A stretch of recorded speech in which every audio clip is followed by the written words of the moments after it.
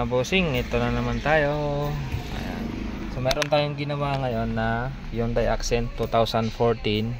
Andito tayo ngayon sa San Pedro, Laguna. Ayan. So may steering control siya. Ayan. Ayan, gumagana. So ito, ang kinabit natin ay yung ating C10 platform. Ayan, 2GB32. Then meron na rin siyang CarPlay. Ayan. Ito, nakakonect na sa cellphone ko. So ayan, meron na siyang may CarPlay na siya. Supported siya ng CarPlay. Ayan. Ito yung mga apps nya. Ayan, may Google, may Play Store, may Google Map.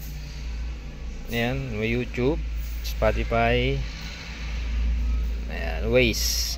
And then meron din siyang kasama na dashcam. Ito, USB type na dashcam. So meron siyang lagayan dito ng memory card para mag-record siya. So may Netflix na rin. Ito siya. Ayan. Ito. So ito yung niya. Didikit na lang dito. Ayan. Ganun style niya. Okay. Ayan siya.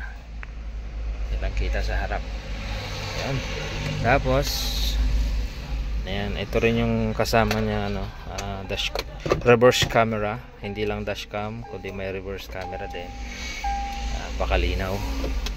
Ayan, yan yung kanyang mga kasama. So nagpalit din tayo ng panel. Ayan. Ang kanyang original na panel ay ito. Ayan. Tapos ito yung kanyang radyo. So busted na yung radyo ni sir. Pinalitan natin. Ito yung kanyang panel na luma. So pinalitan natin ng bagong panel. Yan, silver na siya. And then 9 inch na yung kanyang head unit. So ito kasi 7 inch lang.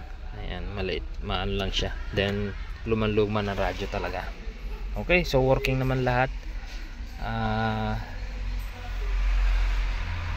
Marami ng siya function na kailangan. So ang lang dito ay Play Store, mag sign in na lang.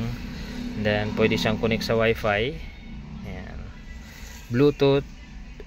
Ayan, ito yung Bluetooth nya. Ayan, kukunik lang sa Bluetooth. Okay, marami na siyang ayan. So Android 13 ito. Ayan, about device. Yan, Android 13. Yan yung kanyang specs. 2GB32 with CarPlay na siya.